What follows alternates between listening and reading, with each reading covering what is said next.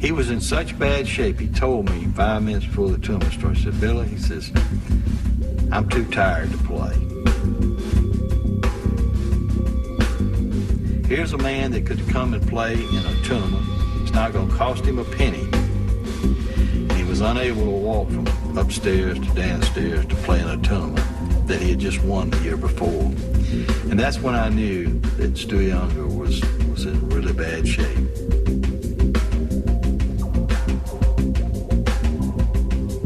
Over the course of the next few months, Ungar was arrested for possession of crack cocaine.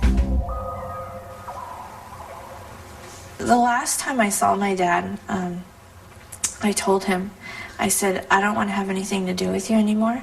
I said, I don't want to answer, I'm not going to answer my phone unless you are in drug rehab. I just was trying to play the hard role. Many of the high-stakes players, they all wanted to send him to rehab center, the nicest ones in the country. He didn't want to do it. You can't help people that don't want to help themselves. I found that out through the years. And Stu didn't want to be helped.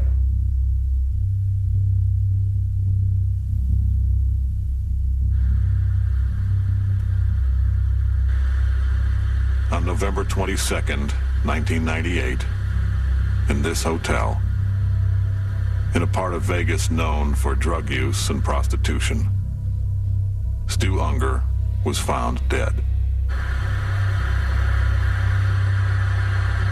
The great irony of Stu Ungar's location of death is the fact that all over Las Vegas for many years he had comp suites. He lived at Caesar's Palace for a time.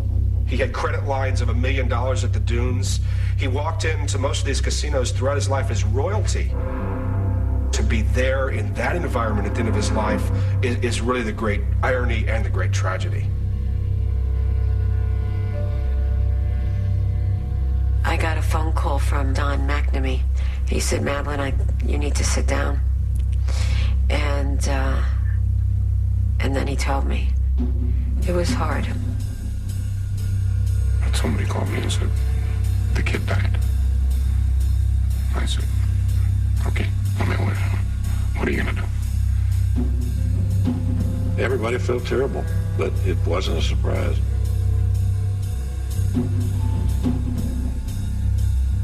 The coroner's report indicated traces of cocaine, methadone, and a prescription painkiller in Ungar's system. But under cause of death, the reason cited was a heart condition brought about by years of abuse. I regret ever doing the tough love thing. It hurts me to think that he died thinking that his daughter didn't care about him and didn't want to have anything to do with him.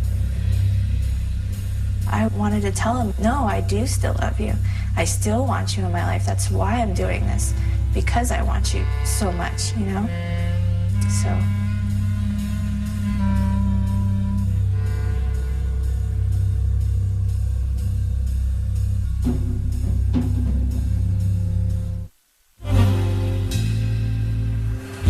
In the gambling world, in the poker world, in the gin rummy world, he had talent like we'll never see again. But sadly, in the game of life, Stu Ungar was a loser. There's no question about it.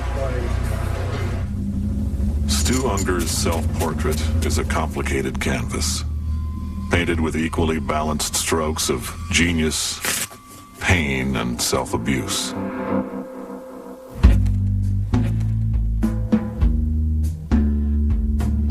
It angers everybody in the poker world that he didn't get control of his life. We'll never know exactly the extent of his talent. You know, no telling how good the guy might have been. The expansion of poker now and the popularity and the people making all this money, I mean, who knows what this kid would have been worth today in this environment. I just wish that he would have gotten through that era and gotten to this era. He would have been, wow, he would have been amazing. There's not a doubt in my mind, he would have been far and away the biggest superstar poker player that the world has ever seen.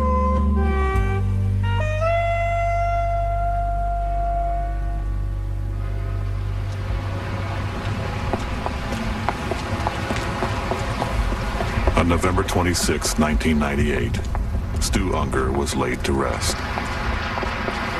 Friends and fellow gamblers paid for the ceremony. Sad time for the poker world. This forgives Stu for his weaknesses and his drug problems, and remember him for what he was, the greatest player to ever grace the green felt. Thank you.